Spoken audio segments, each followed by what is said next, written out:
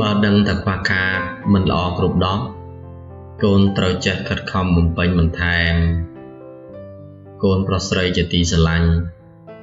ថ្ងៃនេះយើងមានឱកាសជួបជុំគ្នាតើកូនទាំងអស់គ្នាសុខសប្បាយជាទេឬយ៉ាងណាកូនប្រុសស្រីជាទីស្រឡាញ់ចូលកូនបិទភ្នែកប្រមូលអារម្មណ៍ចង់ស្មារតីរបស់កូនដោយរក្សាភាពស្ងៀមស្ងាត់ឪពុកមានពាក្យពេចន៍ចង់អប់រំទូន្មានកូនប្រុសស្រីដើម្បីកូនបានស្ដាប់ហើយរៀនអនុវត្តតាមបានដល់ជាប្រយោជន៍សម្រាប់ជីវិតរបស់កូនទាំងក្នុងបច្ចុប្បន្ននិងទៅថ្ងៃអនាគតកូនប្រុសស្រីជាទីស្រឡាញ់សូមបិទភ្នែករបស់កូនហើយដកដង្ហើមចេញចូលវែងកូនសាកស្រមៃមើលខ្លួនឯងដូចជាកញ្ចក់មួយកញ្ចក់នោះអាចមានស្នាមប្រេះឬមានភាពមិនស្អាតខ្លះនេះដូចគ្នានឹងជីវិតរបស់យើងដែរគ្មាននរណាម្នាក់ល្អឥតខ្ចោះនោះទេយើងទាំងអស់គ្នាអាចនឹងមានចំណុចដែលខ្វះខាតមិនអាចប្រកែកបានឡើយប៉ុន្តែភាពខ្វះខាតទាំងនោះមិនមែនជាទីបញ្ចប់នៃអ្វីៗទាំងអស់នោះទេវាជាឱកាសមួយសម្រាប់ជីវិតយើងនៅក្នុងការរីកចម្រើននិងអភិវឌ្ឍខ្លួនឯងមានពាក្យមួយឃ្លាដែលគេបានលើកឡើងថាបើដឹងថាខ្វះខាតមិនល្អគ្រប់ដងកូនត្រូវចេះខិតខំបំពេញបន្ថែមបើទទួលស្គាល់ថាខ្លួនឯងជាទឹកដែលមិនទាន់ពេញកែវ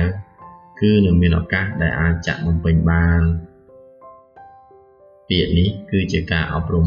ណែនាំមួយដ៏មានអត្ថន័យកូនសម្លាញ់ប្រុសស្រីរបស់ពុក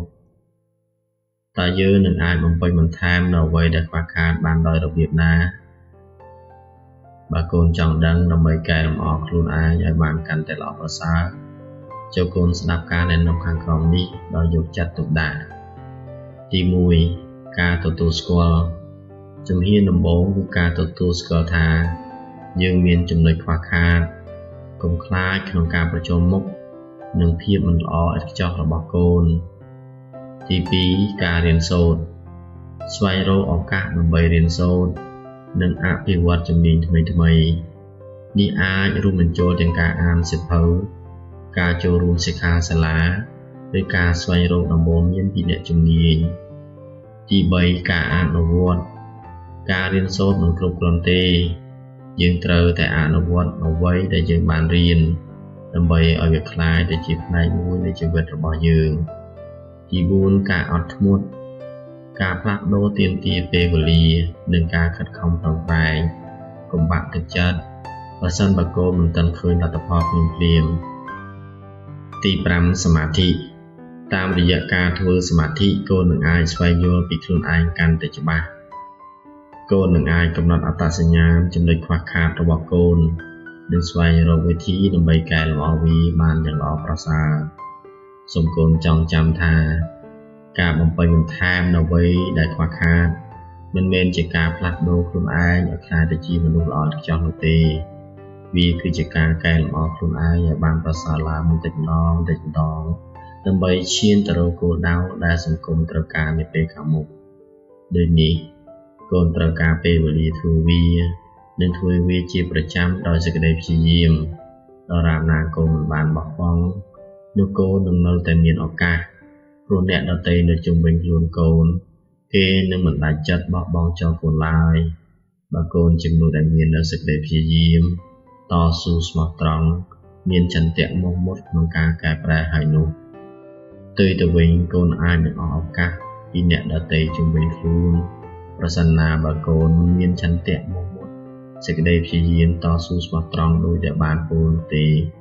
ព្រោះការរស់នៅរបស់មនុស្សម្នាក់ទោះបីជាគេមិនមានបំណងក្នុងការធ្វើសេចក្តីអាក្រក់ដាក់លើកូនប៉ុន្តែកូនក៏មិនអាចទាមទារឲ្យគេជួយស្ទូចសណ្ដោមកូនជារៀងរហូតនោះឡើយបែបអីគេម្នាក់ក៏មានភារកិច្ចមានគោលដៅដែលគេត្រូវពុះពៀសម្រេចផងដែរនៅពេលដែលគេគិតថាកូនមិនមានចន្ទៈសេចក្តីព្យាយាមភាពស្មោះត្រង់ក្នុងការកែលម្អឲ្យបានយ៉ាងពិតប្រាកដនោះទេពួកគេក៏នឹងសម្រេចចិត្តបោះបង់ចោលកូន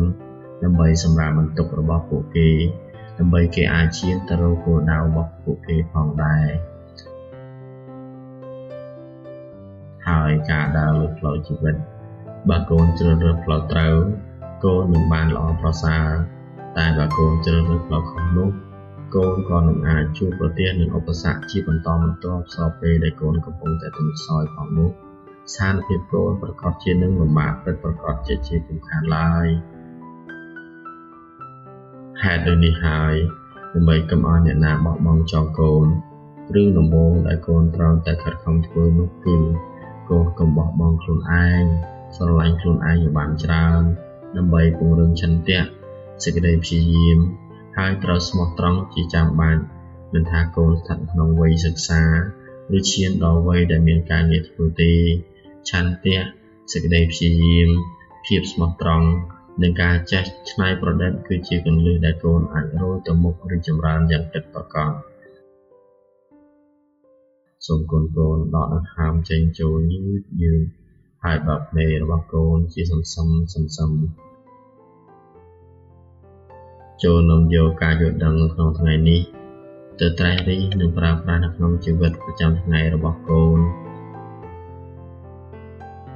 ចូលកូនខិតខំប្រឹងប្រែងបំពេញបន្ថែមនៅអ្វីដែលខ្វះខាតនៅក្នុងខ្លួនកូនហើយក្លាយទៅជាមនុស្សដែលកូនចង់ក្លាយជាឲ្យបានយ៉ាងពិតប្រាកដកំបីគ្លៀងខ្លាចឡើយ